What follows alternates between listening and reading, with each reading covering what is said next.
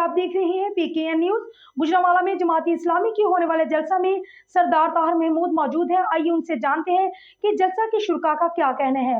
जी सरदार ताहिर, आगाह कीजिएगा। जी, मेरे साथ NH-74 के जो नामजद उम्मीदवार हैं जमात इस्लामी फारूक गलानी साहब सैयद। सर, आज जो ये कन्वेंशन है यूथ के हवाले से है, क्या कहेंगे आज क्या टारगेट है और क्यों ये इस अहम मौके पे यूथ के हवाले से प्रोग्राम किया गया? देखिए, ना सिर्फ यूथ कन्वेंशन है ये, बल्कि इसमें समझना ज़रूरी है कि ये गुजरांवाला से जमात इस्लामी ने कैंपेन का आगाज़ किया है और मैं समझता हूँ कि तब्दीली पाकिस्तान में अगर आएगी तो वो गुजरांवाला से आएगी। आप देखें कि एक माफिया का राज है पिछले कितने सालों से यहाँ पे, और अब भी आप देखें कि पंजाब की गवर्नमेंट ख़त्म हो चुकी है।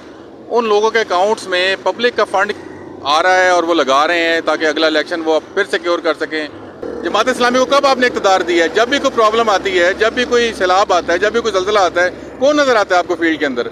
हमने तो कभी वोट मांगे ही नहीं है, लेकिन इस दफ़ा हमने भी इरादा किया है कि हम भी, अगर लोग वोट नहीं डालते तो जमात का अपना कसूर भी था कि हमने कभी उस तरह वोट मांगे नहीं थे।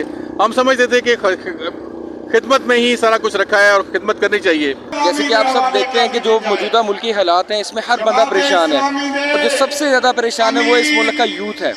यूथ पढ़ लिख के ये सोचता है कि उनका मुस्तकबिल है क्या। उनके मुस्तकबिल पे वही चेहरे बदल बदल के आने वाले हमेशा से मुसल्लत हैं और उनको उम्मीद की एक वाहिद किरण जो नज़र आती है वो जमात इस्लामी की सूरत में नज़र आती है।